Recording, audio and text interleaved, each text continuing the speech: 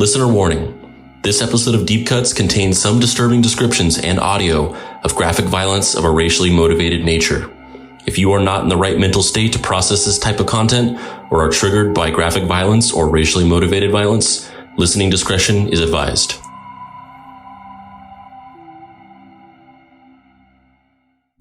I'm Dave Baker. And I'm Andrew Price. Welcome to Deep Cuts, the podcast where we pick a topic and walk you through the ins, outs, and nitty-gritty, so you can appear like an interesting and idiosyncratic person at your next forced social function. Today's topic is... George Zimmerman, aka the human piece of shit. Who is George Zimmerman? Well, he's a small-time former insurance salesman who got embroiled in one of the century's biggest race-motivated murders. He's an unrepentant asshole, bigot, and legally acquitted murderer. He has also become something of a provocateur and performance artist, whose primary goals seem to be just to inflict pain on surviving members of the victim's family and to stoke racial animus. He's also probably someone who wets the bed at night. That's not proven, though. That's just a gut instinct.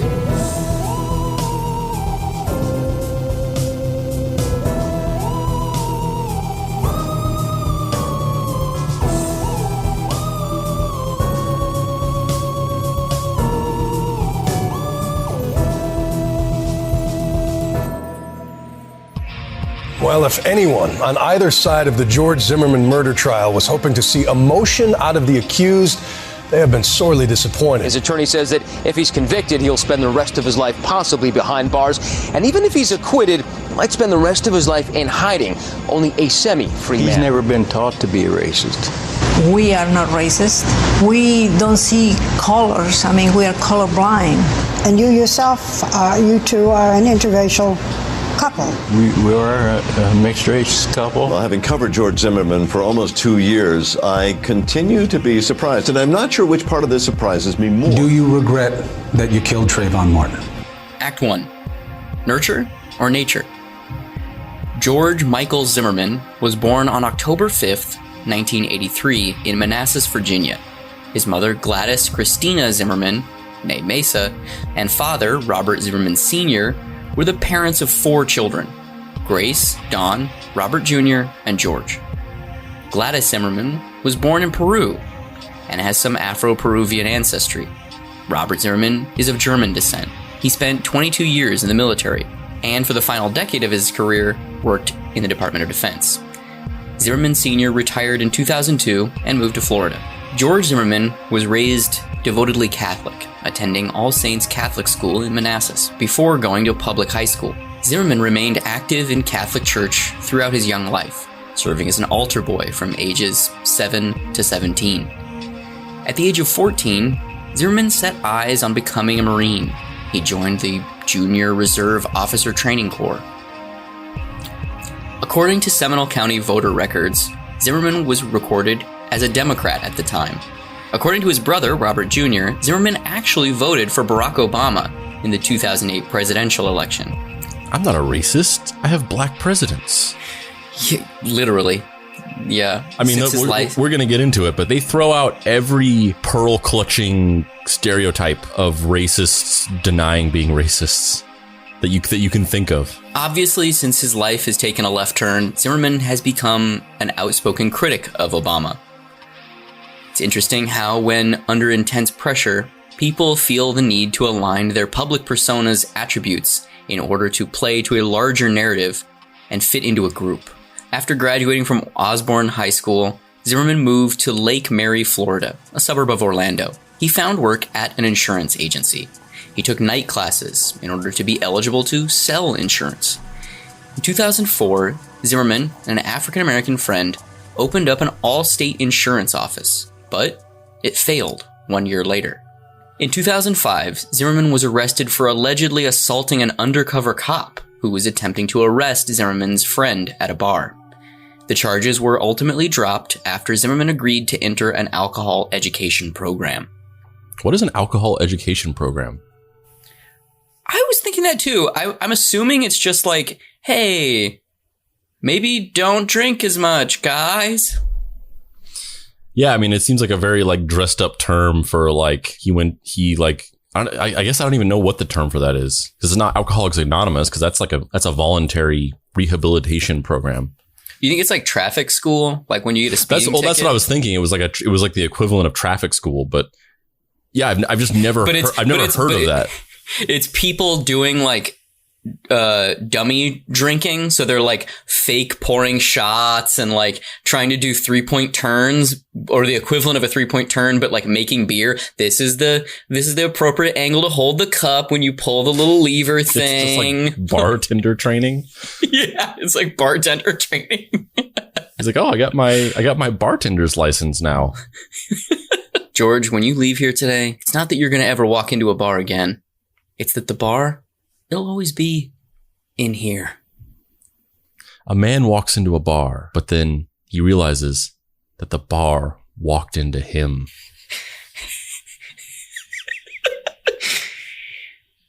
One month later, Zimmerman's former fiance filed a restraining order against him for alleged abuse and domestic violence. From here, Zimmerman bounces around. He works at a car dealership, a mortgage audit firm, and he eventually meets Shelley Dean, the cosmetologist, in 2007. The two move into a townhome in The Retreat at Wilkes Lakes in Sanford, Florida, a cookie-cutter combination suburban living community. Think the middle-class version of a gated community. In 2009, Zimmerman enrolled in Seminole State College. He began working on an associate's degree in criminal justice. While attending community college, Zimmerman worked as an insurance underwriter. At the beginning of 2011, Zimmerman attended a citizen forum at the Sanford City Hall to protest the beating of a black homeless man by the son of a white police officer. During the meeting, Zimmerman claimed to witness disgusting behavior while attending a ride-along with local PD. Later, when questioned about this, the Sanford Police Department had no records that Zimmerman had ever participated in a police ride-along. How do you feel about that? Honestly, it's this isn't something that's exclusive to George Zimmerman. This is just people in general, right? You start holding some belief, and maybe that belief is what you really think, and maybe you're just regurgitating the things around you, right? Like Robert Kennedy staffed on Joe McCarthy's campaigns when he was a young man because he was trying to get his foot in the door, and he believed in, kind of Red Scare conservative values, but also maybe he was just trying to get his foot in the door. And I feel like I think maybe the most famous example of that is the fact that the patron saint of neoconservatism, Ronald Reagan, was originally a Democrat. Yeah, absolutely. Or even our boy Frank Sinatra, old Blue Eyes, who later was known very prominently for being a Republican.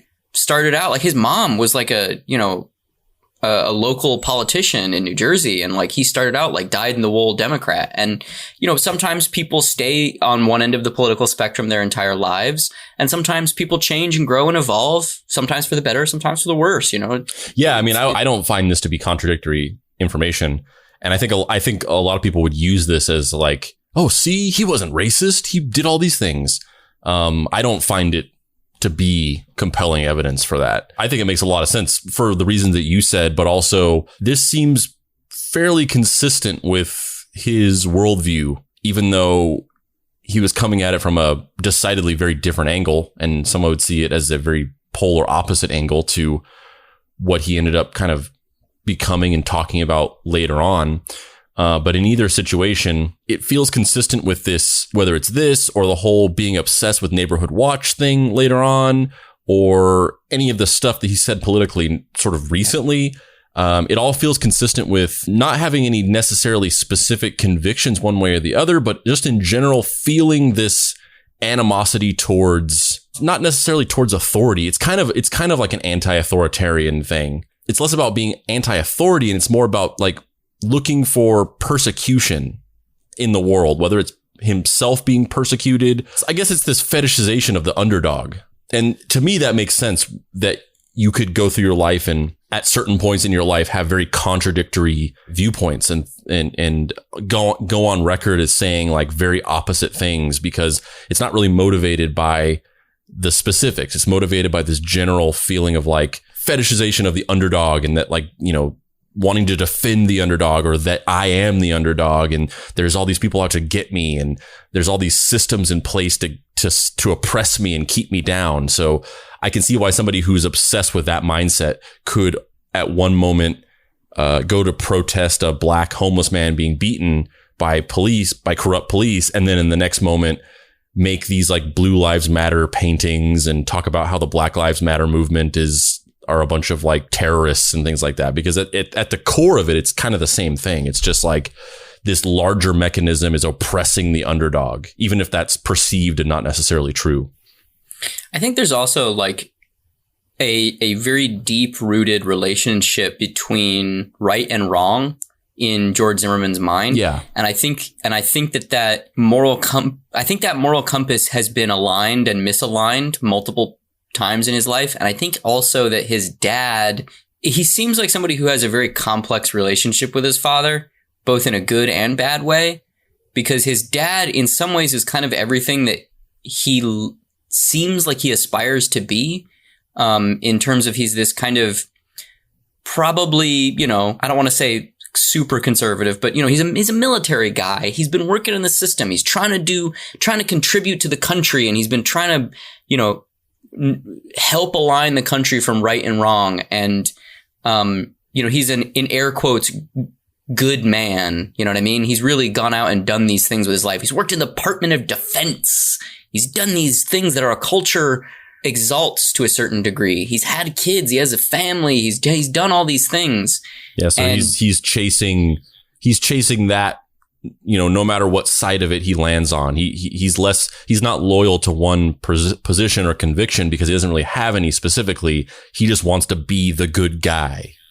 Yeah. He wants to be like his dad in that way. Yeah. And I also think, and this is a very complex thing, but I think that the racial combination of his dad being a white man and his mother being Peruvian, I think that was at odds within him as a person. You know, I feel like George Zimmerman has a very specific worldview, and I think that he has completely closed off aspects of his person and heritage because they haven't necessarily always fit within that worldview to a degree.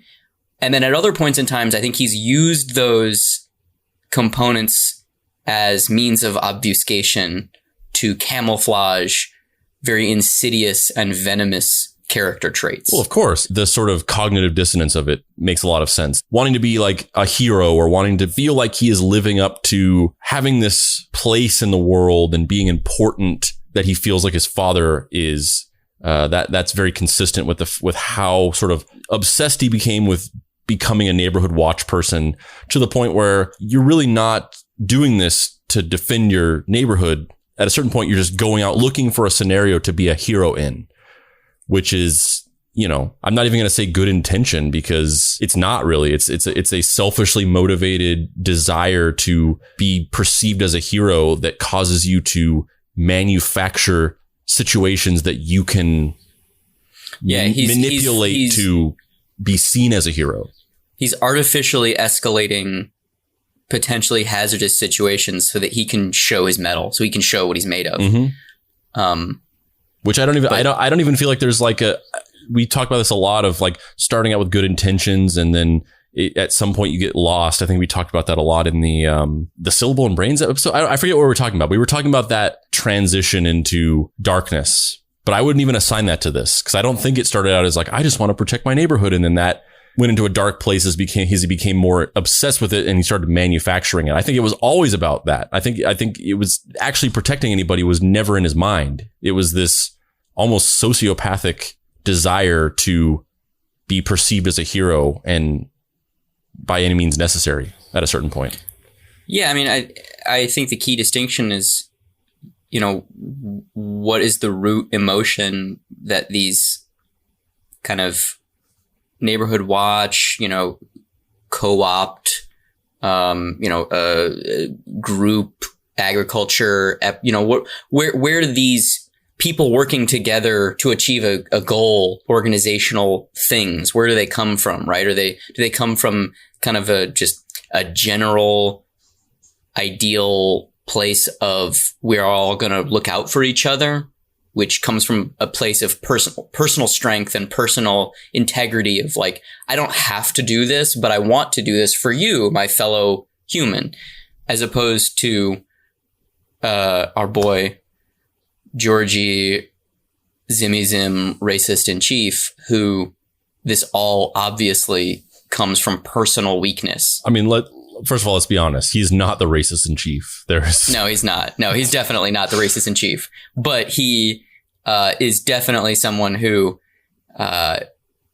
there's just no way that if you know anything about the specifics of his story, I just can't understand how anyone with any semblance of empathy or love in their heart can call him anything other than a racist. Yeah. Like the stuff that we're going to get into after this break coming up is just, it's so hideous. Yeah. It's so hideous. Well, yeah. I mean, so before we get into that, yeah. So talking about the neighborhood watch thing, I don't want to make the dogmatic statement that there are no people out there involved in neighborhood watch that genuinely are just concerned about looking out for each other and protecting their neighborhood. I don't want to go so far as to just make some blanket statement across the board.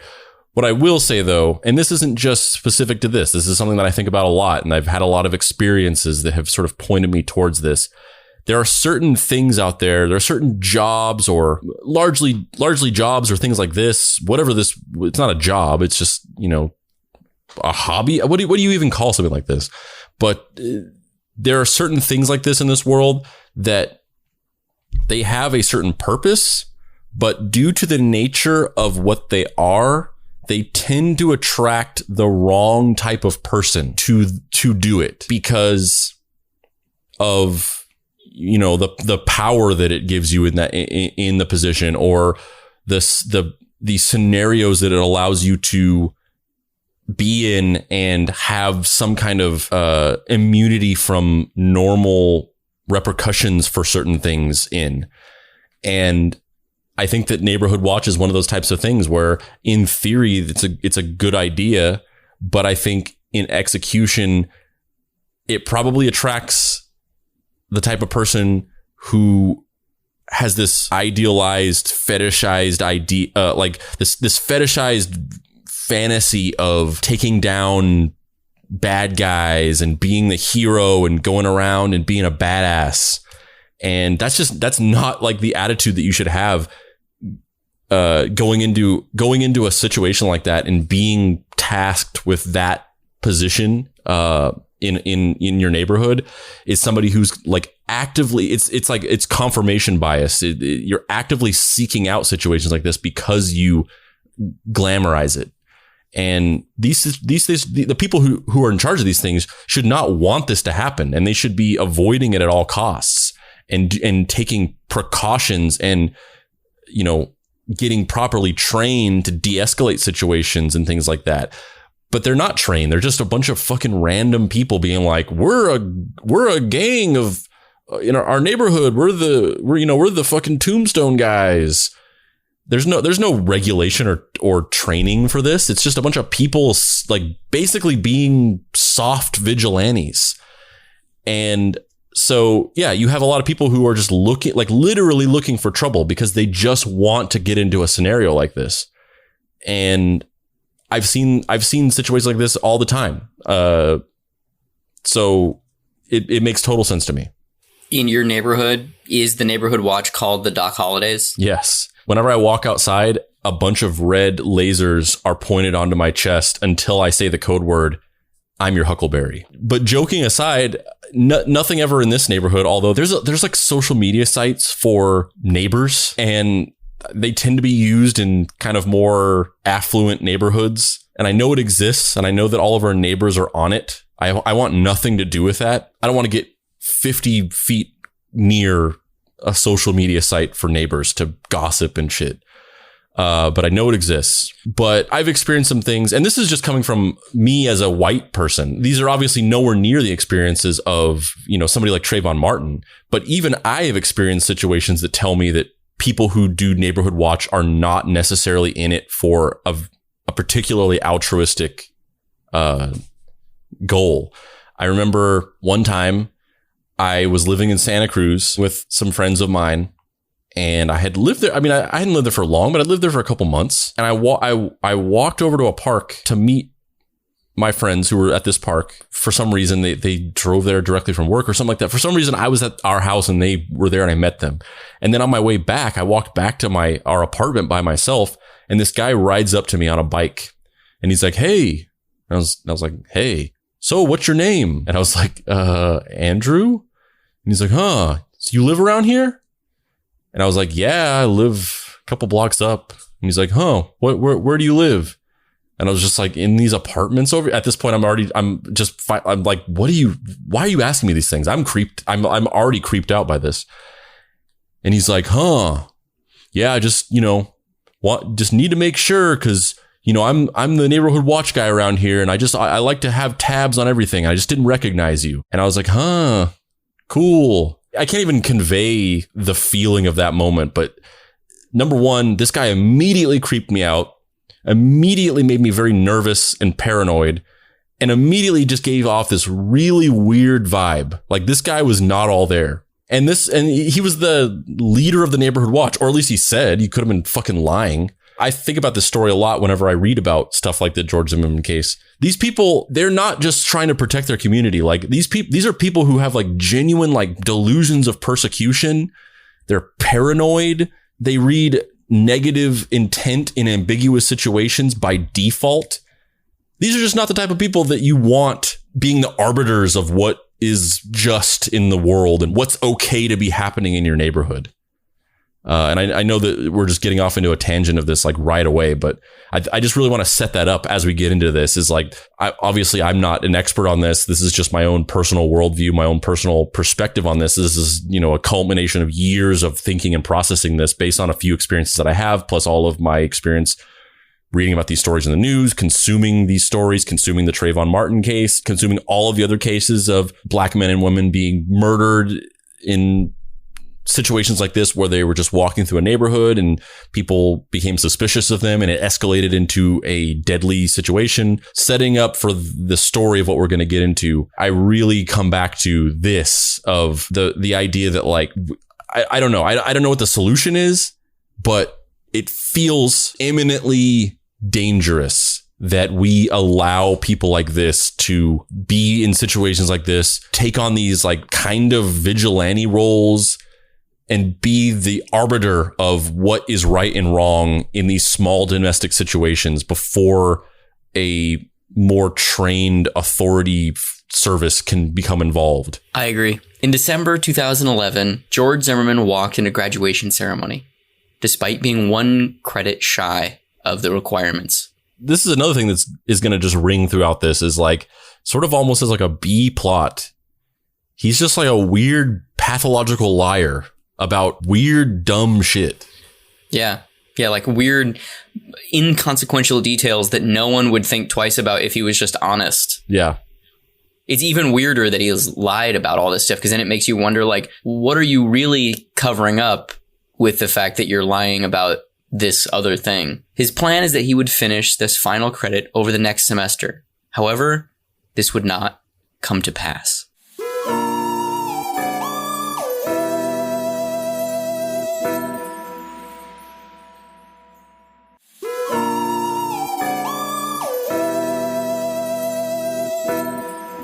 Act 2, A Late Night Walk.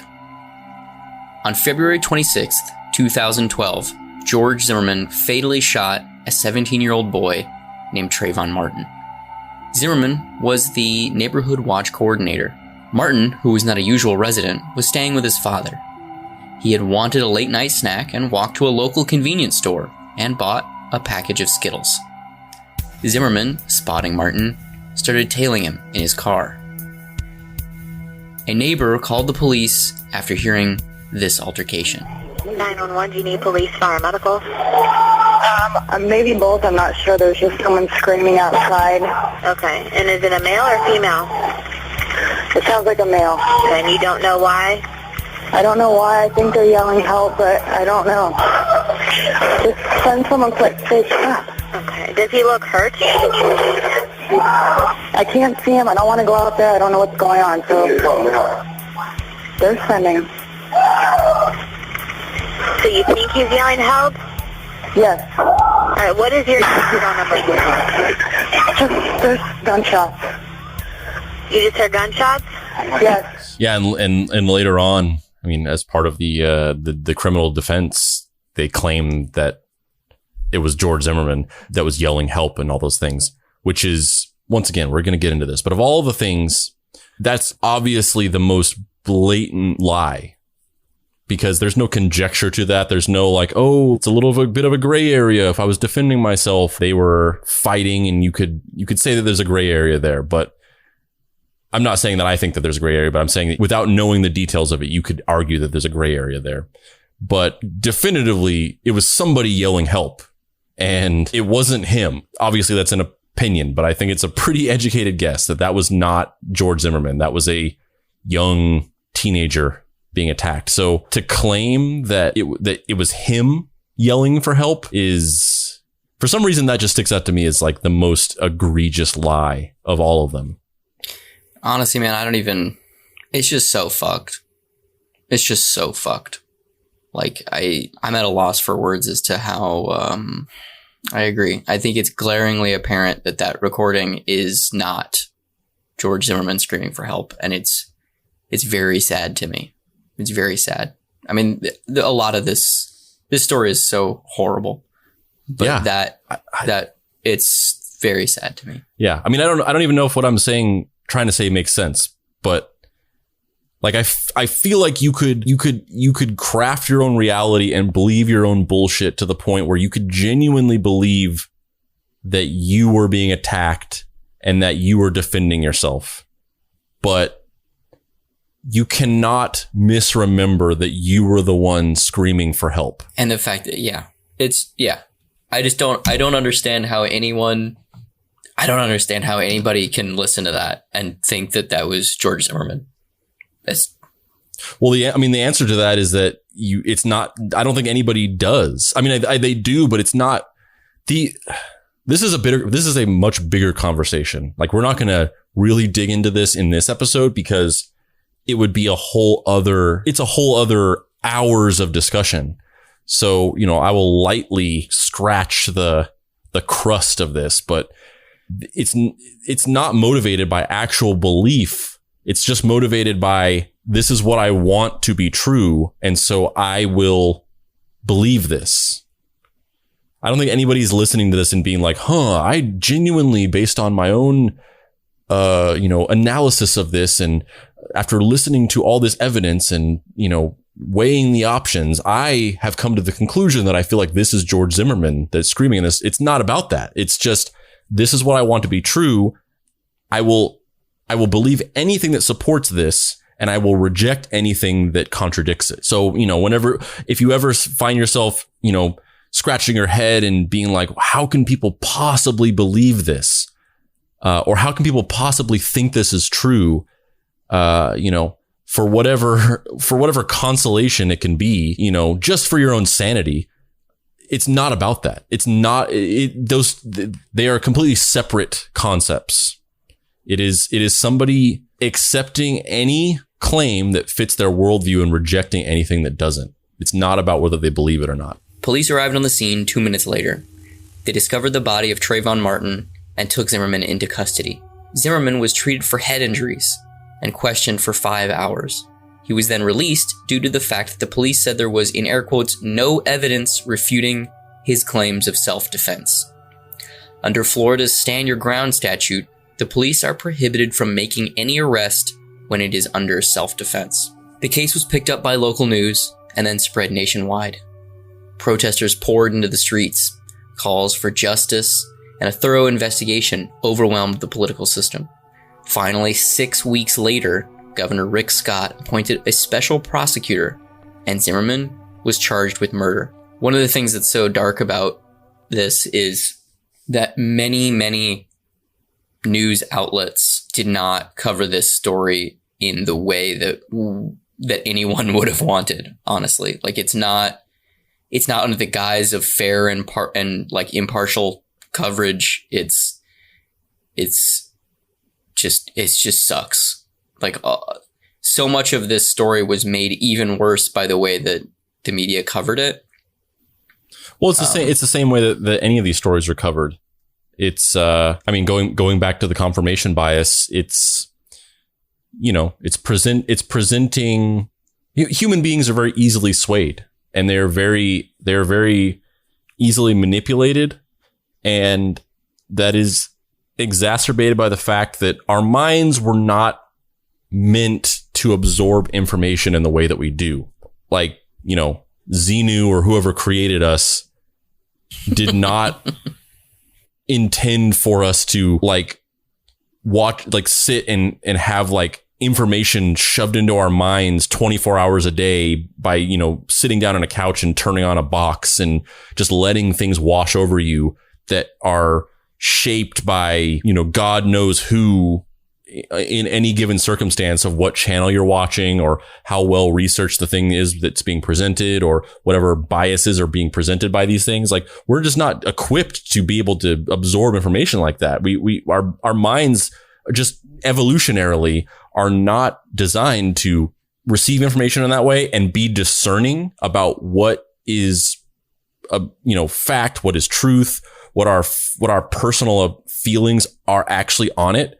And so in that way, we're very easily manipulated. So of course, in many situations, whenever the news media has a very clear bias, even if it's unintentional, even if they don't necessarily realize that they have a clear bias, but they have a bias based on societal norms of, you know, somebody who smokes weed is viewed, you know, sort of objectively from a cultural standpoint. Not anymore, really. That this is kind of oddly a thing of the past. It's been very rapidly normalized in the last couple of years. But as far back as 2012, when this was happening, smoking marijuana was still very much like this bad thing that you were a bad person for doing. Oddly enough, we're rewatching Parks and Recreation right now. And there's an episode whenever Leslie Knope is very excited about having this reunion of all of the previous Parks Department heads and people that she has like idolized as these like heroes. But then they all get together and it turns out that they're all horrible people. So the oldest guy, he's like a racist and a sexist, and he keeps bringing up really sexist, misogynist things to her. And then one of the other guys, he's like, doesn't care about the environment at all. He just took the job because of the paycheck, and he's like littering and things like that. And they're all terrible people. And then the other guy, his thing that makes him terrible is that he smokes weed. Like, that's the thing. And it felt so dated to me that it was like this episode where the central plot is that she's realizing that all these heroes that she has are terrible people. And his one thing that's terrible is that he was just a hippie who smoked weed. And that was back in 2011 or 2012, not that long ago. So in that context, a lot of the coverage of it, which tends to be the coverage of any of these stories where it's a young black man or woman who is killed, it's like, you know, here's some pictures of this person smoking weed and they had an attitude. Here's a recording of them, you know, not being nice. And you know, this manipulation of the narrative that's all based around these completely unrelated circumstantial things that have no bearing on the case at all. Like, if you're a total asshole, does that mean that you deserve to be murdered? But people can be swayed by that. People can be like, yeah, that kid he did have an attitude. Maybe he deserved it after all. That's insane. That makes no sense. But people allow themselves to be led by that. Photographs of Trayvon Martin looking tough, flaunting an apparent fondness for marijuana and guns. They paint a disturbing, even dangerous picture of a troubled teen.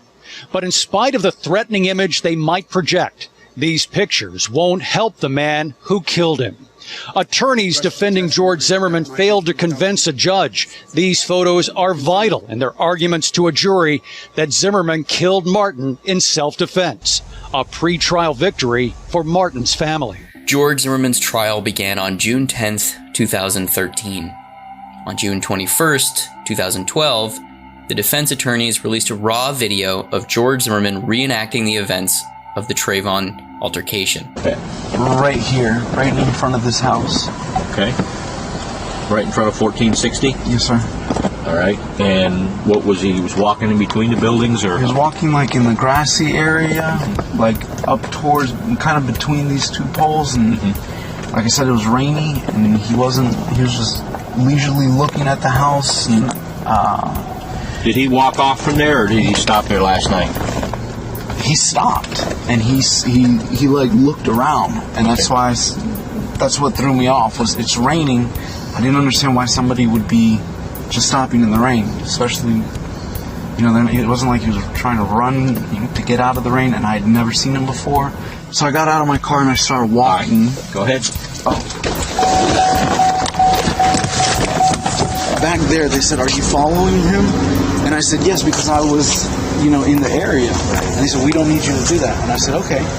So that's when I walked straight through here to get the address so that I could meet the police officer. And then when I got to right about here, he yelled from behind me to the side of me. He said, "Yo, you got a problem?" And I turned around and I said, "No, I don't have a problem, man." I looked down in my pant pocket and he said, "You got a problem now." And then he was here and he punched me in the face. And I fell down, he pushed me down, somehow he got on top of me. On the grass or on the cement? It was more over towards here. I think I was trying to push him away from me, and then he got on top of me somewhere around here. That's when I started screaming for help. I started screaming, "Help, help," as loud as I could. Then is when he grabbed me. I tried to sit up, and that's when he grabbed me by the head and tried to slam my head down. Were you on the cement? No, my body was on the grass. My head was on the cement. And I kept yelling, "Help, help, help," as loud as I could. He put his hand on his nose, on my nose, and his other hand on my mouth. He said, "Shut the fuck up."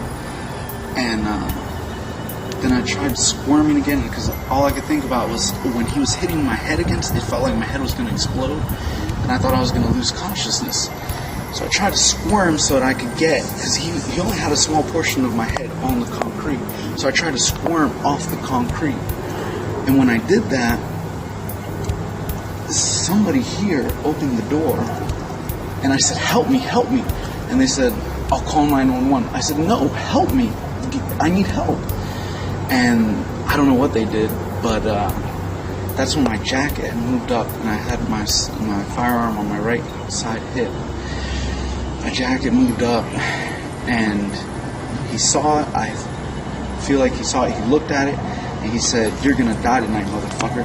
And he reached for it, but he reached, like I felt his arm going down to my side, and I grabbed it, and I just grabbed my firearm, and I shot him one time. And one of the main sort of sticking points in terms of the evidence presented and the what was discussed in the criminal case that we're going to talk about later is the idea that, based on his story, that he pinned him to the ground and he was slamming his head against the concrete over and over again, was that the injuries on the back of his head were not consistent with that at all. He had like a couple of scratches on the back of his head, but if he was slamming his head on the concrete over and over again, there would have been a lot more damage to the back of his head. And what they ended up kind of arguing in court, whenever presented with, I guess they had like a defensive wound expert or like a forensic scientist or something, who basically said that he didn't think that it was consistent with that. What the defense ended up arguing, which I think obviously ended up kind of being a successful defense, was that he was trying to slam him, but he was resisting. So while he was trying to slam him down, he was actually kind of resisting against it. So he wasn't actually slamming him down with full force. He was kind of trying to, and he was kind of resisting against it. However, watching this, I don't know I don't know if this was used in the court case or whatever, but he explicitly says that he was slamming his head over and over again on the ground. And he also said that he felt like his head was going to explode, which seems to imply that he was full force slamming his head down on the ground. Thanks to the video that Zimmerman's defense put out, having him do this tutorial through how to murder someone. A murder unboxing. Oh, it's so awful. Donations began to pour in online. George Zimmerman gained over $200,000 in online donations in order to pay for his legal fees virtually overnight. And yet, he and his wife professed to be broke and nearly destitute during the trial. One of the key pieces of evidence in the trial became the 911 call. The Zimmermans say that the person screaming for help is George. The Martins say that it's Trayvon.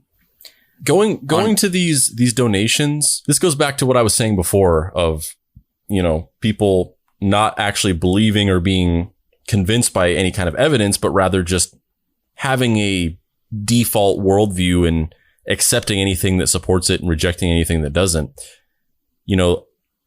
All these people who, and this is not the only case where this has happened. This happens all the time. These cases happen and people get a flood of donations from supporters. And this is like before a man is on trial for murder and we have not yet decided whether he has murdered or not. And I guess, yes, innocent until proven guilty. So I'm not saying, presumed guilty until cleared, but no matter what, ultimately my point is that we have not yet determined, at least in a court of law, whether he is actually a cold-blooded murderer or not. And yet you have this outpour of donations from people who would just immediately support him sight unseen. And, the least charitable reading of that is that they're just openly racist and they just support this idea of thinking that black people are by default, out committing crimes and always have ill intent, and that this person definitely was guilty of something and deserved to be killed. And the most charitable reading of this is just that these people all have a worldview that you should be able to, stand your ground. You should be able to open carry and defend yourself, and that any challenge of that, any insinuation that is murder or that you've done something wrong in that scenario is immediately wrong and immediately something that you should fight against. So, like I said, worst case scenario is just openly racist people. Best case scenario is it's people who view a kid being murdered as a hypothetical, like a logic problem, that, that is representative of their civil liberties. And the thing that also we didn't really touch on after we watched that video is that there is no way that Trayvon Martin said, "You're going to die tonight, motherfucker." Yeah, I mean, it's 100%. There's no way. And I also don't think that he attacked him. I don't think that doesn't pass mustard for me, that he just ran up to a dude and started punching him because maybe he thought that Zimmerman was looking for some sort of weapon in his pocket. No, I don't think so. Yeah, you run away. Yep. I don't think so. Saying you're gonna die tonight, motherfucker, is like bad dialogue from a Dirty Harry movie. Yeah. Like people don't talk like that. I think Also, in the recording that we have, if you don't think it is Trayvon Martin, someone is yelling, "Help, help, help." And then there's no space for someone to say, we could play the recording right now, but there's no space for someone to say, "You're going to die tonight, motherfucker," before that. Yeah, they weren't that gunshot goes off. They weren't sitting there having a conversation. They were, in the recording, there's somebody who is just screaming over and over again for help. Also, these cries for help are not the cries of somebody who is just trying to get people's attention. These are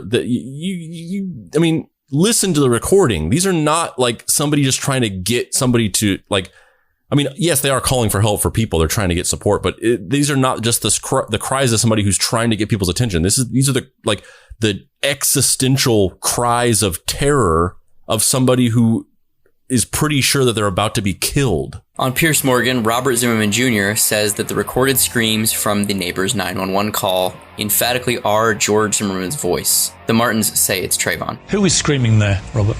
That's my brother. How can you be so sure? Because Trayvon's family are equally adamant it is their boy. You know, that's a very sensitive thing to talk about. I don't blame them for being as equally adamant. I don't blame anybody whose family member they believe or perceive that they hear on a tape for being as equally adamant. I would expect nothing less, actually. I know that that's George. I know that one of the saddest things for him in this whole thing was that despite those screams, no one came to his aid. Those screams could have avoided, you know, what eventually George had to do to defend his life. If someone had, you know, heard them come out, shone a light on the situation, said, "Get out of here, what are you guys doing?" Because of that pain that he felt in particular, that he was screaming out so many times, I know that that's his voice. It sounds just like my voice. I mean, he's my brother. That's what I sound like if I yell. I guess ultimately, you know, there are things that I definitely believe, given all of the information and, you know, my best attempt at sort of armchair detective work or whatever. But those things are that to me, at my core, I listen to that 911 recording and I hear a terrified child who feels like they're going to be killed. But on top of that, and this is something, you know, that I believe in a lot of situations. And it goes back to what we were talking about before with that news packet of being like, he smoked weed and here's a picture of him looking tough. These unimportant, unrelated things that really have nothing to do with the situation at all. It's just character assassination, basically. To sort of expound on that, ultimately, like, yes, hypothetically, which I don't believe this happened, but hypothetically, if he did try to take his gun from him and try to kill him, then, you know, yeah, sure, self-defense. I don't believe that happened. But aside from that, which I don't think happened at all, even if the worst case scenario, even if Trayvon Martin was doing something suspicious, even if he was like casing a house to rob it or whatever, even if he was doing that, that is not a reason to die. That is not grounds for being killed. It's interesting to me how the kind of like eddies of this current form as they're going through the process of attempting to discern what happened when, because so many of the, in air quotes, facts don't line up. Like things, not the firsthand account from Zimmerman, but the fact in that at the end of that clip, you see security camera footage of Zimmerman being brought into the Florida County Police office, and he's in handcuffs, and his face is fine. Like maybe his nose might be swollen, okay, but it's more or less fine. Oh yeah, those bandages on the back of his head during that reenactment are like, that's pure kayfabe. That is those huge exaggerated bandages on the back of his head. Yeah, they're completely fake, because in the surveillance footage, he turns around and you can see the back of his head. There's no blood. There's no need for any bandages. Like, it's just completely just like a normal guy. Like, he doesn't look like he's in pain. He's just he kind of steps out of the car, the squad car, and then he talks to a couple of the officers, and then they kind of lead him away to, obviously for questioning. But then there's no like, fuck bro, I might have a concussion. There's none of that. Like, and I'm perversely fascinated by his family's reaction to it, almost to the same thing that you're saying, where it is this kind of reverse kayfabe or inverted kayfabe, where people make a worldview and then they align everything to fit within that box. Mm-hmm. Which is why you can't show people like that evidence and then have them like go, oh, I see, because that's never going to happen. No matter how much you think like, oh, if I only could just explain this to them, there's information that they're missing, and then they would get it. That's never going to happen because it's not about that. It's their actual belief in these specific things is not actually a factor. It's a worldview, and then they selectively accept and reject things to cater to it. And so no matter what you explain to somebody, they will rationalize it and reject it in some way. Yeah, there's a disorder called apophenia where people see unrelated data sets or unrelated groups of facts, and then they artificially draw interconnected webs of connections between those facts in order to facilitate a worldview or a conspiracy theory or some sort of identity based off of that. And that's kind of what we're talking about. It's usually attributed to, like, I think the World Trade Center terrorist attack was actually spawned by the chain reaction of events that led from Sirhan's supposed assassination of Robert Kennedy, which then leads to that. You know, it's these completely different and disparate pieces of information that people cobble together in order to fit into a single narrative. That's kind of what we're touching on. Save it for the QAnon episode. Yeah, for real. Another piece of evidence is Trayvon Martin's girlfriend, Rachel Jantel, who was on the phone with him during his final moments. Are you claiming in any way that you don't understand English? I understand you. Zimmerman's legal team tried to hack away at her credibility. You said that it could have been, for all you know, Trayvon Martin smashing George Zimmerman in the face is what you actually heard. What? Yeah, just earlier today. By who? By you. You ain't get that from me. And in a jarring exchange, defense attorney Don West accused the 19-year-old of lying about a letter she says she wrote to Martin's mother, explaining what she saw that night. You didn't even tell the prosecutor about it? No. West asked her to read the letter, which she had a friend help her write. She could not. Are you unable to read that at all? Some of them, I do not. Can you read any of the words on it? I don't understand curses. I don't read curses. Man, this is just so depressing. It's just so fucked up. It's so fucked up. I mean, I'll tell you one thing. Obviously, things are not perfect now.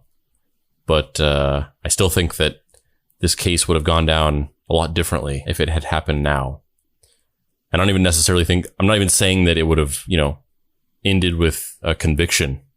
But certainly, this is 2012, and this is the kind of shit that was being shown in the news. Like this feels barbaric by even today's standards. Part of it does, and another part of me is like, I don't know, man. I mean, the way everything has spun out of the George Floyd protests is directly descendant from this horrible trial and the verdict that came out of it. Yeah, I don't know that I think that we've really progressed that much further. I wish that we had, but I don't know that I do. I can't quantify how much further and whether it's a significant amount or not. But what I do feel pretty confident in saying is that some of these things that were sort of pulled in this criminal case would not be allowed to slip by without a large national conversation happening about them.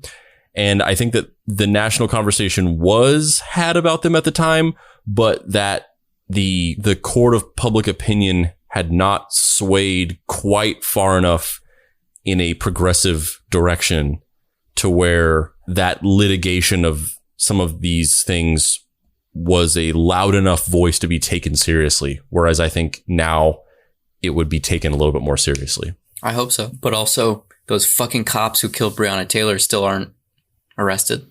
So yeah, I mean, like I said, I keep repeating that we're definitely not out of the woods. And there's obviously, I mean, if anything, this year has just shown like, oh, fuck, like things are a lot worse than everybody allowed themselves to believe.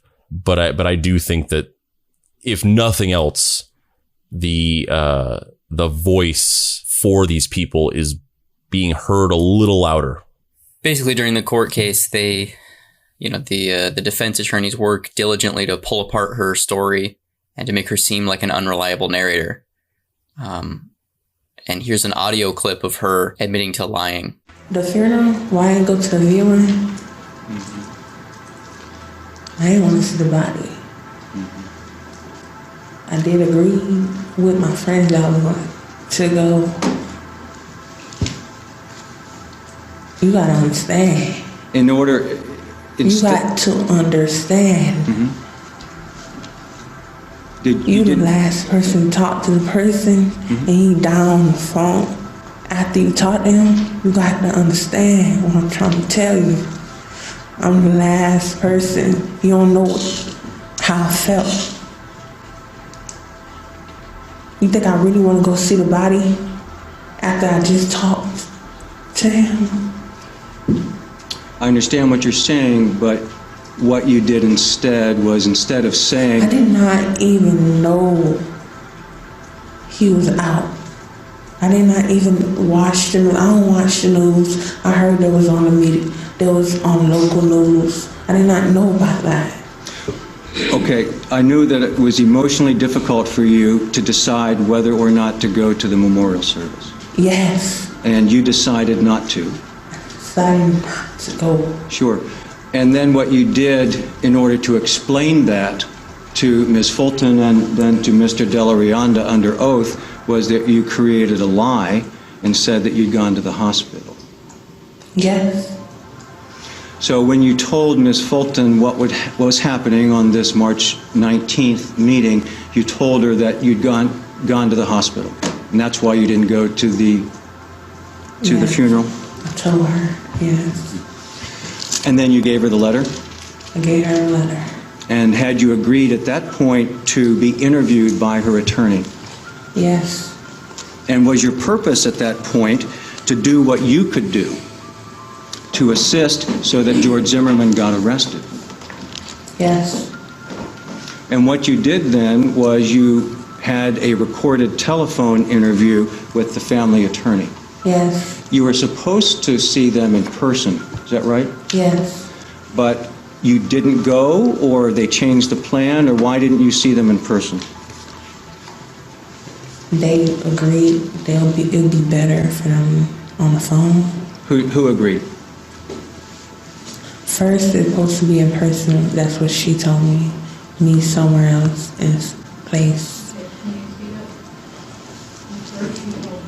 First, she told me I was about to leave to go to my friend's house. And where were you supposed to meet them to have? I don't remember. Was it at a house? No. Was it at a studio? I don't remember where. They have this point where in the trial where, you know, she's the refuting witness against George Zimmerman, and she is kind of pulled apart, A, because she's obviously someone who's undergone this horrific tragedy, and B, because she's not someone who's particularly verbally nimble or comfortable in a setting where you're publicly speaking. Yeah, exploiting the fact that she's not particularly articulate, and also, you know, she's like a child. She's 17. She's a kid. Like, she's being spoken to like she's a grown woman. And I think people are sort of perceiving her that way. I don't think anybody is really looking at this and being like, this is a kid. Yeah. And they, you know, use these conflicting stories conflicting motivations where it's like, well, why did you do this when you said you did that? And why did you lie about this when you said you were going to do that? And not that I'm defending lying under oath, but I think it has a bearing on this story that the one person who's honest about when they've made mistruths and misstatements is dragged through the mud. Yeah, I mean, the people who are blatantly lying are not even held to a remotely same standard. Yeah, I mean, it's obviously it's obviously an unfortunate gotcha moment to, you know, get this person to admit to these lies and inconsistencies that they've told.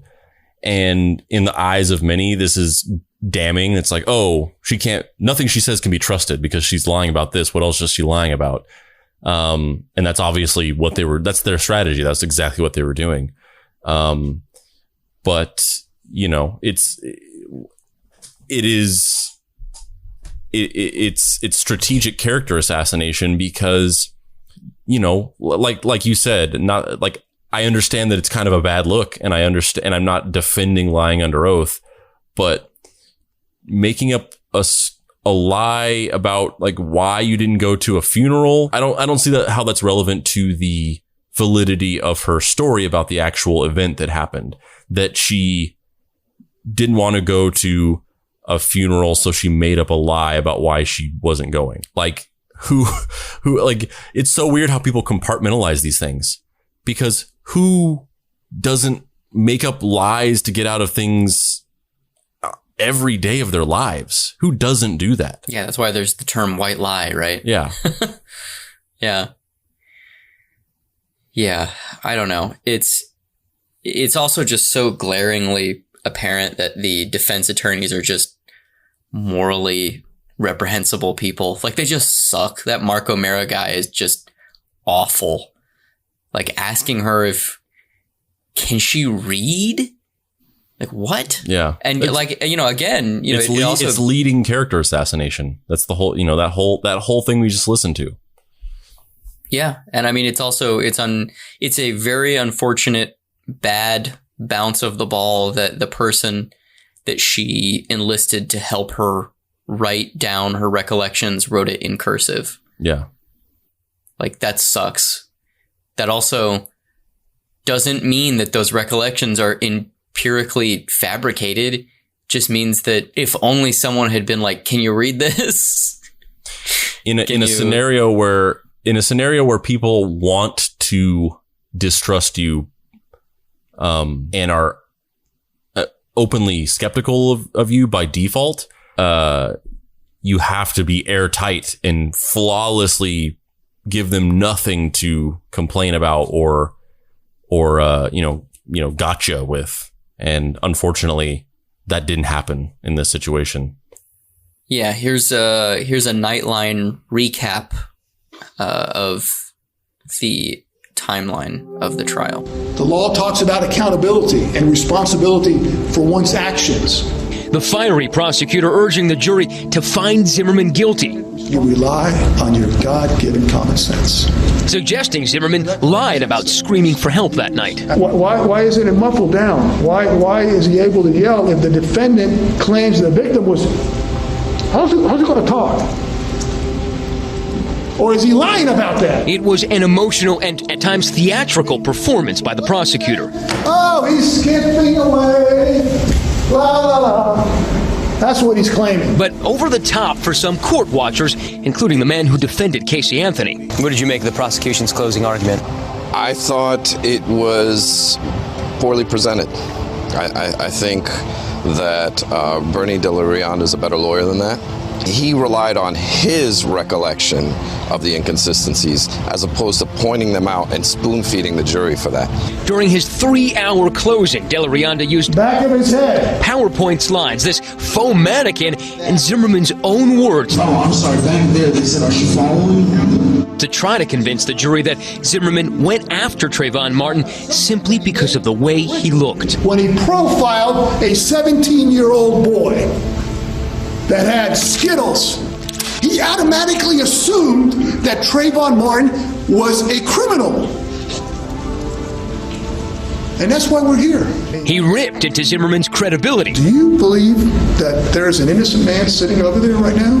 And again showed jurors those pictures of Martin's dead body. This is one of the last photos that will ever be taken of Trayvon Martin. And that is true because of the actions of one individual, the man before you, the defendant, George Zimmerman. Do you think he did a disservice to Trayvon Martin?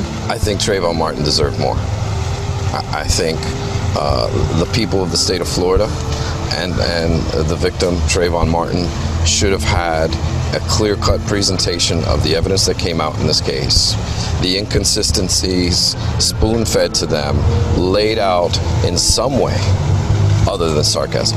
Earlier in the day, Judge Deborah Nelson heard arguments from both sides over what charges the jury would be allowed to consider. The information alleges that the defendant shot and killed the victim, that the victim was under the age of 18, and child abuse must be, according to the third-degree felony murder instruction, defined. Oh my God. Just when I thought this case couldn't get any more bizarre, the state is seeking third-degree murder based on child abuse? Is the court going to give this any serious contention or consideration? Because if so, we have a lot of talking to do. Manslaughter was an expected lesser charge. Third-degree murder was not. This is outrageous. It's outrageous that the state would seek to do this at this time in this case. Ultimately, the judge ruled that the jury would be allowed to consider the lesser charge of manslaughter in addition to the charge of second-degree murder. Even if he is convicted of the lesser charge, Zimmerman could spend up to 30 years in prison. A continuation of tensions between West and Judge Nelson. The state is seeking this instruction as part of a larger scheme, another trick that the state is seeking. I don't want to hear the word trick anymore in regards to these arguments, please. Earlier this week, West complained bitterly about the marathon hours both sides have been forced to keep in court. Judge, I'm not physically able to keep up this pace much longer. It's 10 o'clock at night. We started this morning. We've had full days every day. Weekends, depositions at night. West also objecting to the judge's continued insistence that George Zimmerman answer the questions of whether or not he would take the stand. I object to that question. I think that's Mr. Overruled. The court is entitled to inquire of Mr. Zimmerman's determination as to whether or not he wants to testify. Mr. Zimmerman, have you made a decision as to whether or not you want to testify in this case? No, not at this time. The jury was instructed to consider the charges of manslaughter, which carried a sentence of up to 30 years, second-degree murder, which carried a sentence of 25 to life, and the prosecution attempted to go for child abuse, but it didn't stick. Between the shooting and the beginning of the trial, George Zimmerman gained roughly 125 pounds. He almost looks like a completely different person during the trial. It's shocking. It's also watching this footage and sort of digging deep into the court trial. I mean, I think about this a lot, but the idea of the criminal justice system is so strange. How sort of performative it is, like with the way that the lawyers appeal to the jury and the way that they go through their depositions. It's so performative. It's so based on. It's not really as based on data or evidence or facts as it is to sort of social appeal and sort of swaying people with emotional arguments and emotional sort of visual imagery. But also simultaneously how kind of this weird structure of rules, almost like it's kind of like almost like a game, like the whole thing of like, you know, objection, compound question, leading the witness, and how there's all these stipulations and like little things that you can do. It's such a fascinating system that obviously something has to exist, but it's so strange. I mean, to go back to, you know, what you were just talking about with like the fact that the defense attorneys are just, you know, pieces of human garbage. I agree, but also by law, somebody has to defend this guy. So it's like these people have to exist for the system to exist. It's so strange and uncanny to me. Yeah, the whole time that I was watching that video, I was thinking about the suits that George Zimmerman was wearing, and I was thinking about how well they fit him. despite the fact that he's, you know, close to a 300-pound man at this point. He's not a tall guy, which means that prior to going into this trial, he had to go have suits either made or bought and tailored for himself. And that just makes me think about, like, what did he do? Did he go to, like, Big and Tall and, like, get a suit, get 5 suits, knowing that this might be the last thing he does? Is he, like, goes out and buys the suit that he's going to wear to this trial and then, like, goes and sits in his car and eats McDonald's? Like, it's just so bizarre. I think yes, he did do that, but I also don't think it was necessarily his idea. I think it was probably part of his defense team's coaching. I think I like going back to the thing about the criminal justice proceedings being performative. As the defendant, his role is also performative. Everything that he does is part of a performance that's meant to sway people's opinion one way or the other.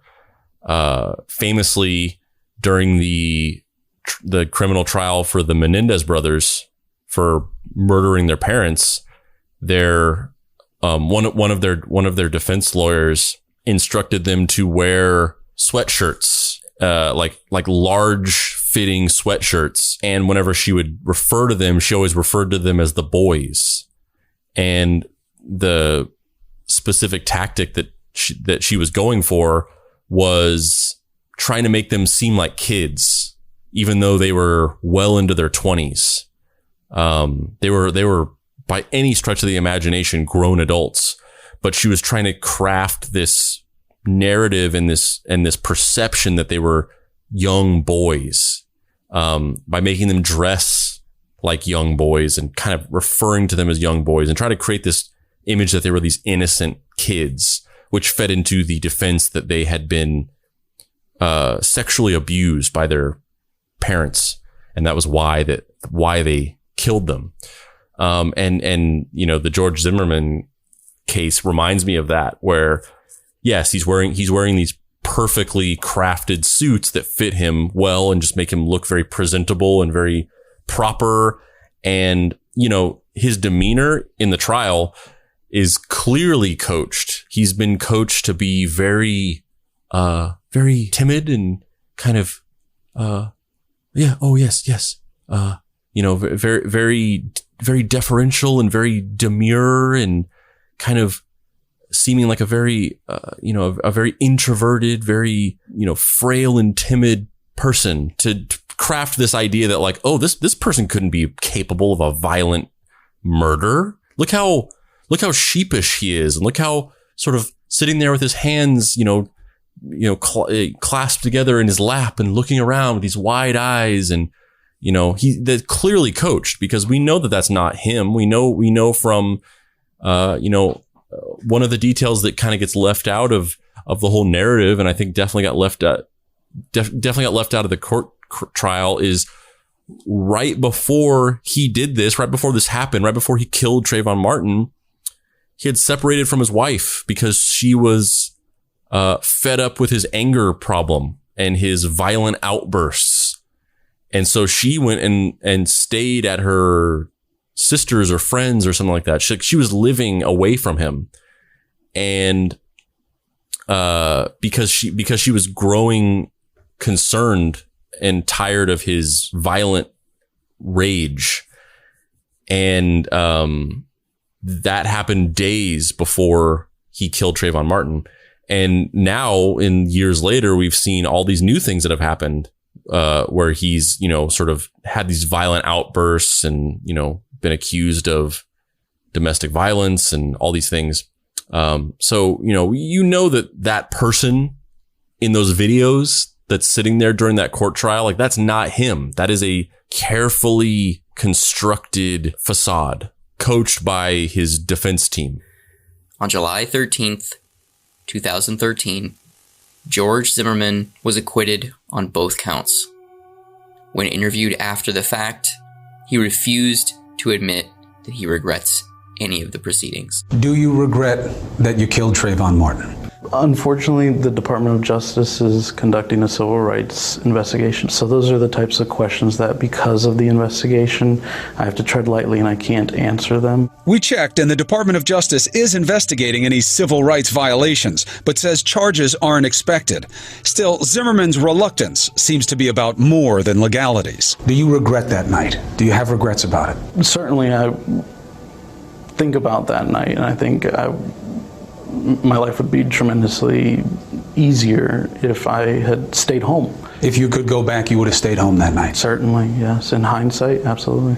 And now, as a point of clarification, you said, my life would be so much easier. When you say, I wish I had stayed home that night, are you thinking about you and also Trayvon Martin? Certainly, I think about them, him. I think about my family, all the families that have been put in any type of dangerous situation. So yes, I think about everybody involved. But safe to say, if you could change how that night came out, you would both be alive today?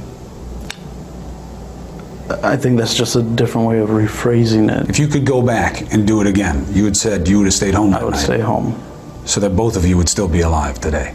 That's a presumption I can't make. I don't know what would have happened. I could have gotten in a car accident when I left, but...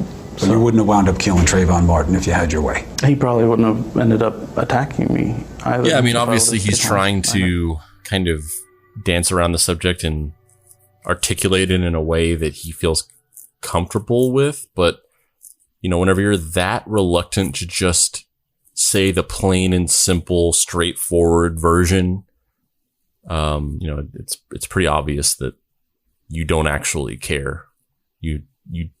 And also he doesn't. He said, this is a lie, because in other interviews, he literally says the opposite. Do you have the Sean Hannity interview on this? I don't remember. There's a different interview. I think it. I don't know if it came before or after, but he literally says he's being interviewed by Sean Hannity.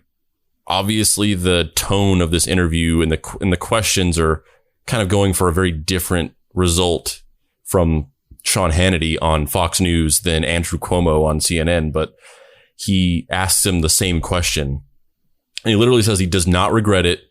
He thinks that what happened was God's plan, and that he would do it the same if, literally the opposite of what he's saying in this.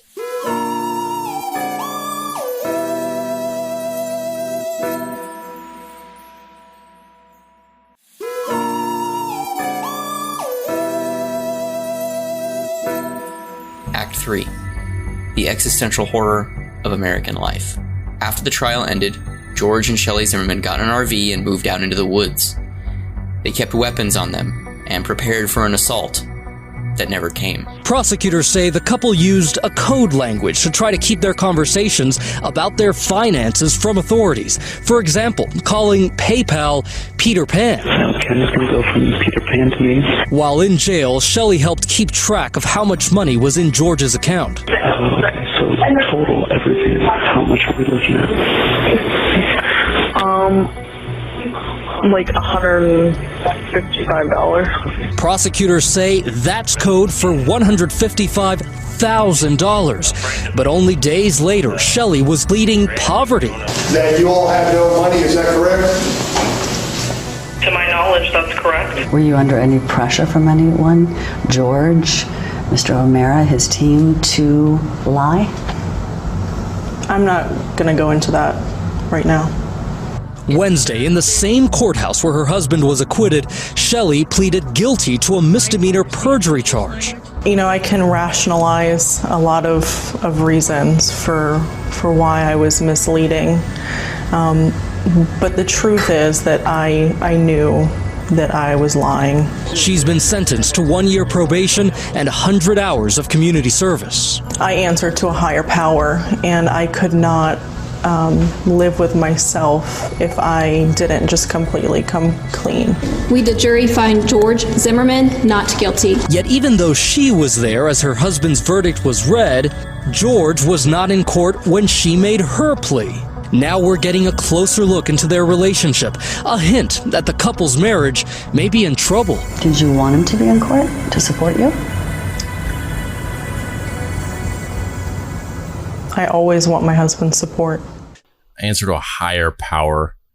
The fucking CEO of Hebrew National. God is like, commit perjury. It is my will. Like, what the fuck? What kind of answer is that? It's fucking bullshit. It's so bullshit. You think about these people that are complicit in these situations, and like, she went through all this, she lied, she supported this guy throughout this whole thing, and at the end of it, didn't end well for her in terms of, you know, she didn't stay with this guy. And you got to think about those people and just think like, man, like, do they just feel so fucking foolish for being complicit in this thing? And at the end of it, when all is said and done, it wasn't worth it. I don't even know how to comprehend that.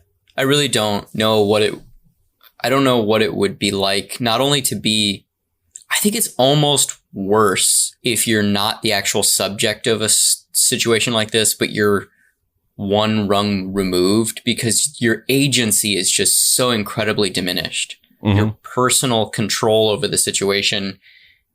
You're not being punished for something you did, and you're not being sucked into you're being sucked into something that's greater than you. There's this negative vortex, a gravitational pull of just kind of this nexus of trauma sucking everything inside of it.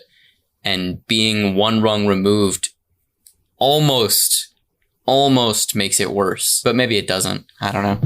It really makes me sad, man. Like, everything that's happening in the country right now, and it's just existentially very tormenting to me. I really am upset by, I'm upset by this story. I'm upset by all the trauma. I'm upset by how much this stuff seems to just never go away. It's very, very upsetting to me. Yeah. I mean, it's just, this was kind of my concern with doing this episode in the first place, was how interesting can it be to just say, this is fucked up over and over again. This person is a piece of shit. Like, there's, you know, my concern was like, what interesting thing can we say about this other than just be like, just kind of sitting in disbelief and just being like, how the fuck can people be this barbaric to each other? I think we've navigated that decently, but it still remains the truth that you look at this, and the only thing you just become on this feedback loop of like, of disbelief and horror and, not disbelief. I think this is not shocking. I think that's the way that people tend to define it, because that feels like the right thing to say, is like, I can't believe this, but I can totally believe this. This is how everything is. This is how it's always been. We see stories like this all the time. This is not shocking. This is not something that leaves you in disbelief. It leaves you, I think the more apt description is, it's just like leaves you in a numb state. It's like you're just numb, and like, it's so horrifying that, yeah, it really is. Whatever the degree, like, whoever you are in this situation, I don't care if you were the most vile person in the scenario, George Zimmerman, or any of these people are complicit, or if you were like the most closest to virtuous in the scenario, the prosecution, or, you know, the people who thought that George Zimmerman was the murderer, and and the people who tried to come onto the stand and give their eyewitness accounts and help the jury decide that he was guilty, and all that. Like, whoever you were in this scenario as a whole, as a macro concept, is just, it's horrifying how barbaric the human beings treat each other, and the horrific things that people are capable of doing. To make things even weirder, George Zimmerman didn't completely stay out of trouble. In 2013, his estranged wife called the cops on him when he was purportedly threatening her father with a gun. The charges were later dropped, though. An altercation with a man named Matthew Apperson, which climaxed in Apperson shooting at Zimmerman from his truck, also transpired. And also him just generally being a fuckhead on the internet really didn't help his profile diminish. And this is why his wife was so complicit. Because it's not just about her lying about the finances. That's almost the least of the bullshit. The reason why she was so complicit in this, and the reason why she was almost key to this being allowed to happen, is what I said before. Leading up into the killing, they were separated because he had anger and violence and rage issues. There was domestic abuse. She was sick of it, and so she left him. And I guess a traumatic situation like this can bring you back to somebody. Like, I guess if you're on the verge of separating from your husband and then they get embroiled in a fucking criminal case where they're being, charged with murder, I guess in some situations that might make you kind of drop your feelings and go like, oh, I need to go help them. But that's what was happening in the days leading up to him killing. And because she was supporting him and because she was complicit with him, she wasn't forthcoming about any of this stuff. And I guarantee you that if the information that he had a pre-established history of rage and violent outbursts and domestic abuse had been introduced into this case, I don't know if it would have necessarily gone the opposite way in terms of a conviction, but I think that would have been pretty fucking good information for them to know. However, the weirdest turn that Zimmerman's life has taken is into a dystopian blend of fine art and racism-fueled political performance. In December 2013, Zimmerman began painting. Yes, that's right. Selling paintings. Well, having covered George Zimmerman for almost 2 years, I continue to be surprised. And I'm not sure which part of this surprises me more. One, that George Zimmerman is an artist, or two, that there apparently are people out there who are willing to bid, at least, upwards of $100,000 for his work. This is a picture. There's the painting right now. It is a blue American flag, which is an oil on canvas. It's done with house paint. And then there's George Zimmerman holding it. That photograph of George holding the artwork appeared later on the eBay site, apparently to dispel any concerns that folks might have had that this was a hoax. Robert Zimmerman has confirmed to CNN that, in fact, this is a piece of artwork that was done by George Zimmerman, but he won't say much more beyond that. It appeared yesterday. The first bid initially 99 cents, but in less than 12 hours, that bidding had soared to over $99,000. It's right now at $99,966. Again, that is the bidding. That isn't necessarily where it is going to end, but I think many people were surprised by this. Art critics that have looked at it said, yes, there is some talent there, but more than likely what's really driving the value is that it's coming from Zimmerman's supporters. I should point out that George put a note on there, and it says that my artwork allows me to reflect, providing a therapeutic outlet that allows me to remain indoors. Smiley face, and of course that's a reference to the death threats that he's been under. It's also likely facing more than $2.5 million in legal bills. If this works, you can bet there's going to be a lot more art from George Zimmerman to come. What art critic looked at that fucking Denny's painting and said there's some talent there? So, because you can't see it, just know that the painting is a monochromatic blue replication of a photograph of the American flag. That's a tracing of a stock photo. It's a tracing of a stock photo. It looks like a generic thing that you would, other than its overt political message, it's like a generic painting you'd buy in Target or something like that. Ultimately, the painting sold for $100,999. In an even more hilarious twist of fate, though, the photo that George Zimmerman traced was from Shutterstock. Zimmerman went on to produce more paintings and sell them. In January of 2014, he was asked to stop selling the painting because it had been copied from a photograph owned by the Associated Press. The painting was of a woman named Angela Corey, which was one of the prosecutors that tried Zimmerman, which is just so fucking crazy. It's so weird. It's so weird that he started painting and then couldn't even do that well because he was tracing. And then he traced the wrong thing, and the Associated Press was like, that's copyright infringement, motherfucker. Yeah. It's so bizarre. It just speaks to this thing that, more and more is happening with, at this story at this point that we're at right now, where, whatever, at a certain point, he was a Democrat. He voted for Barack Obama. He seemed to have kind of expressed liberal viewpoints at certain points. I think probably at his most extreme, he was probably like maybe a left-ish leaning libertarian, who's obviously just still held these deeply racist beliefs.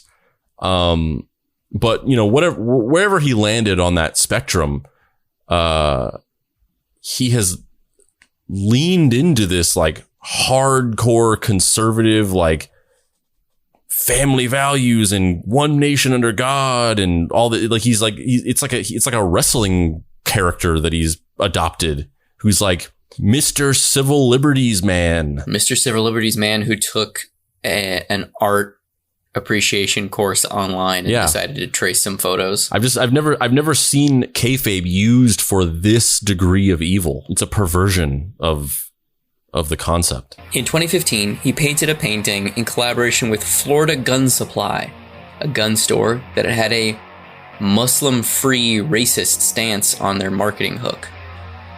What does he paint? A Confederate flag, because of course he does.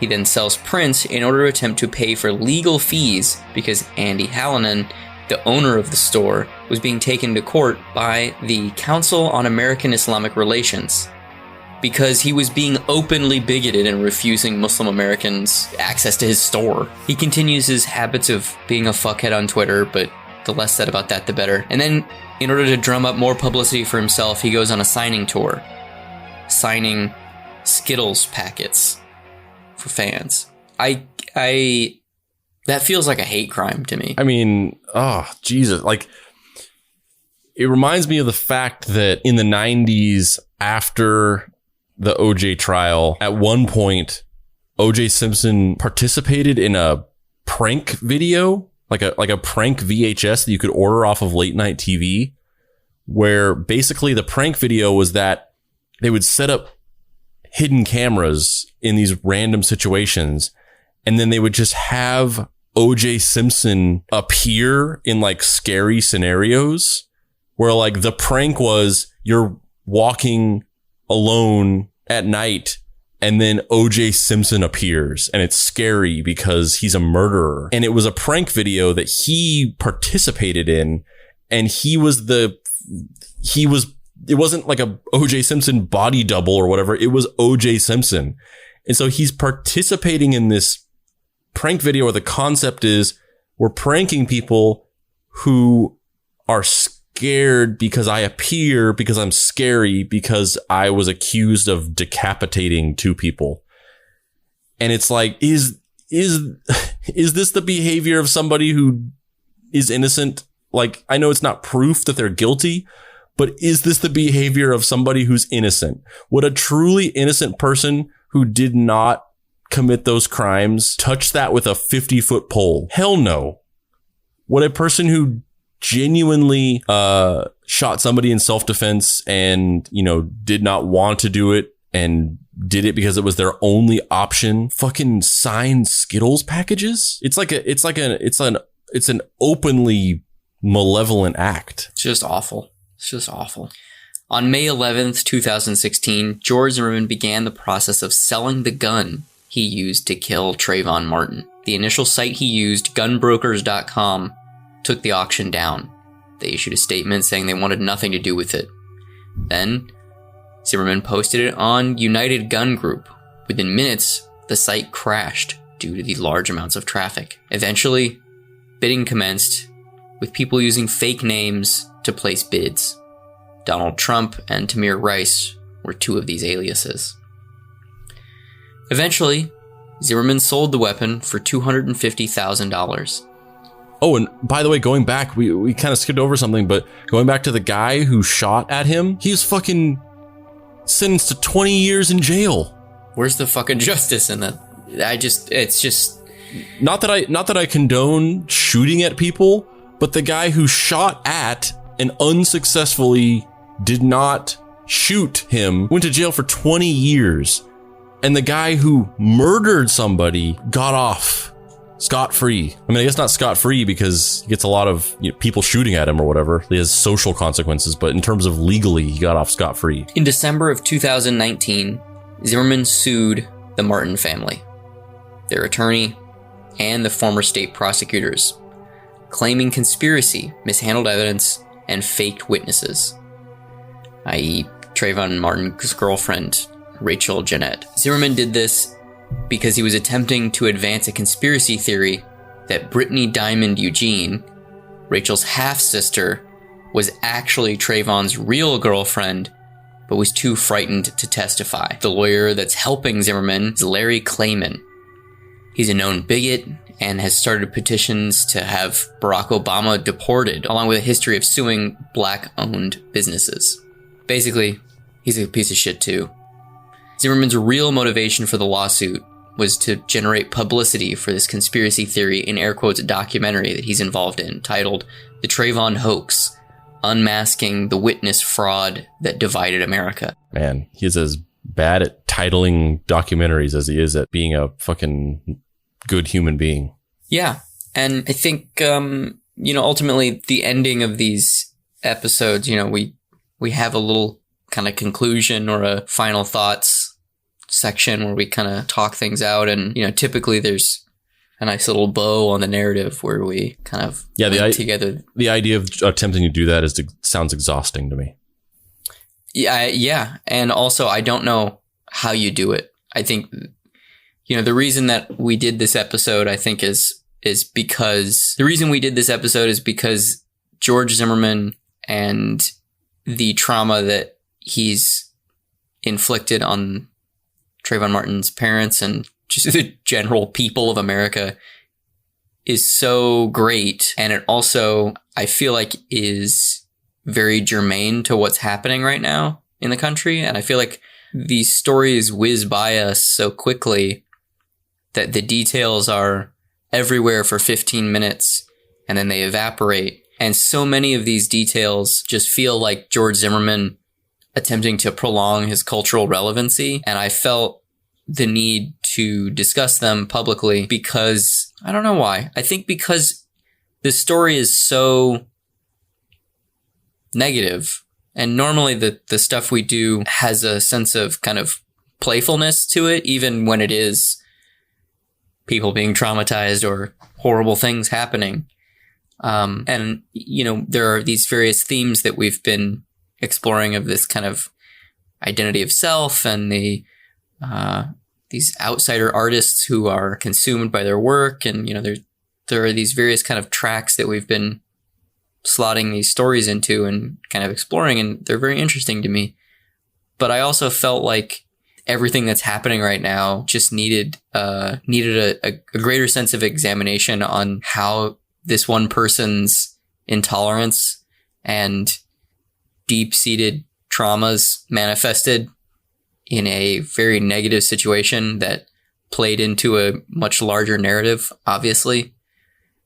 And I don't know that I have a good summary or a good way of ending this on some sort of, we can all learn from these mistakes, because I don't know that we are, but I felt that doing this episode was important for whatever small effort that it was.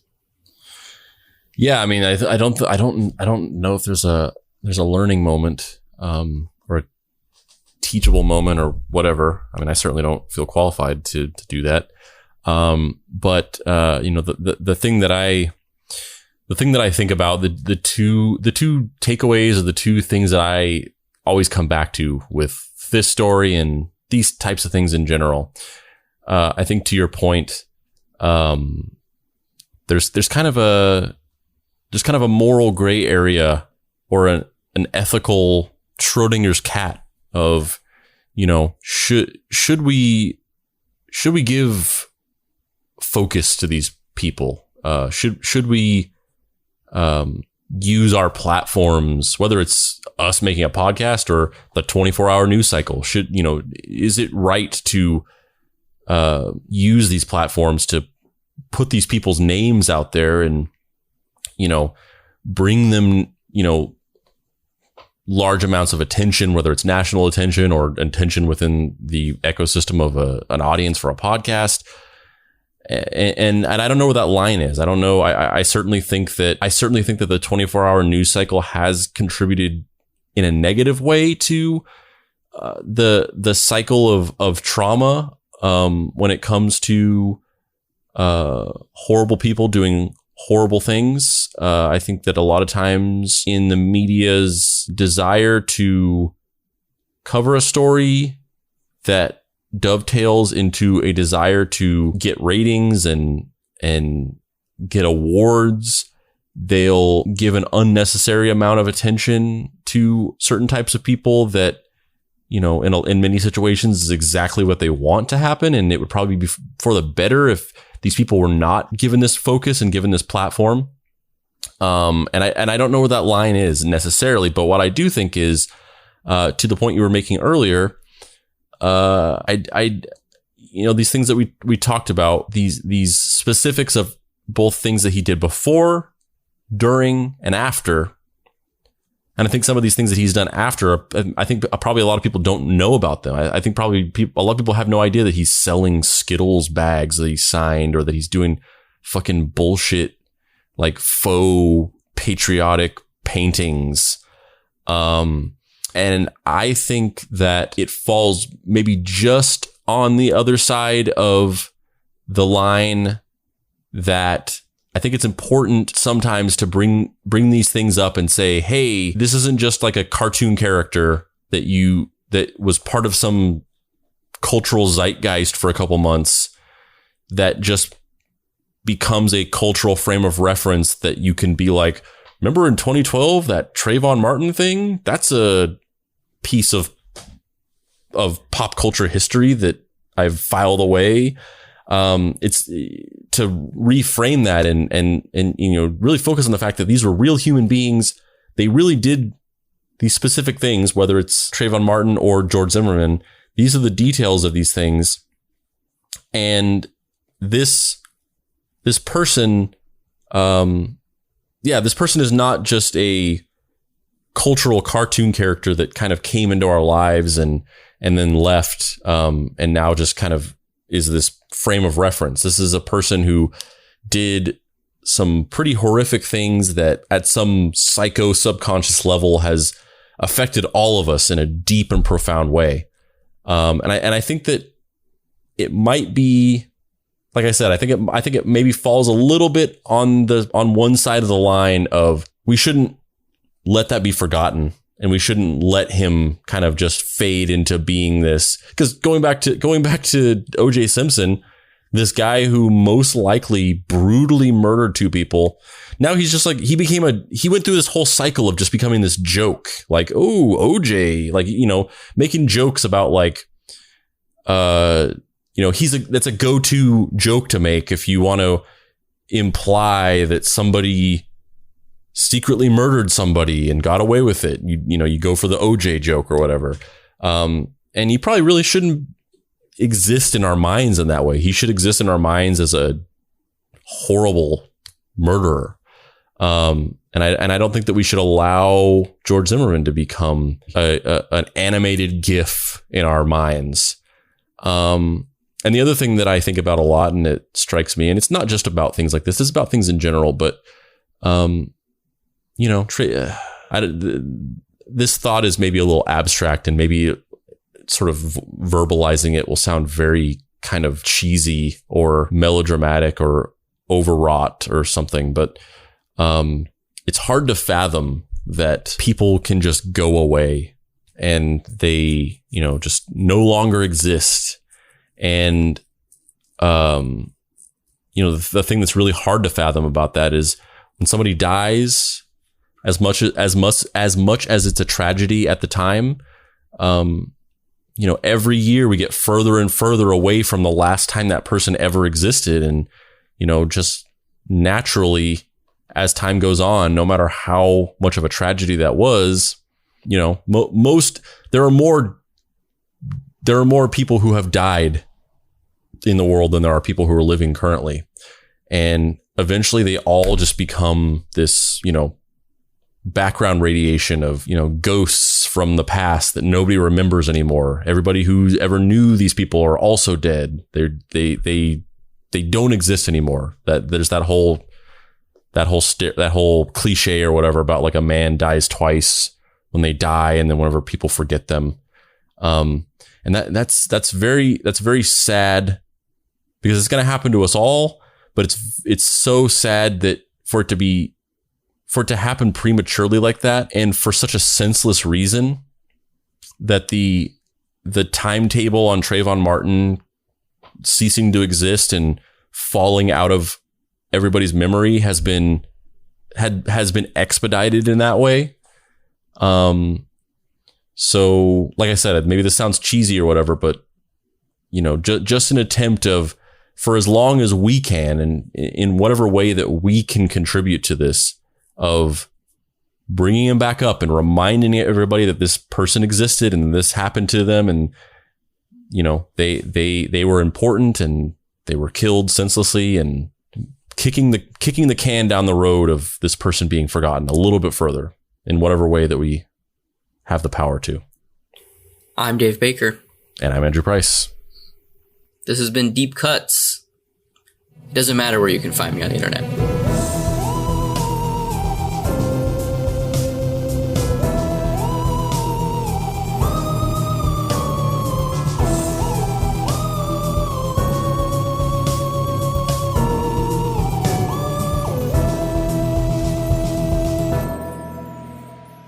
Deep Cuts is a production by Boy Genius Media. If you'd like to find this show and others like it, please visit boygeniusmedia.com or deepcutspod.com. If you want to join in on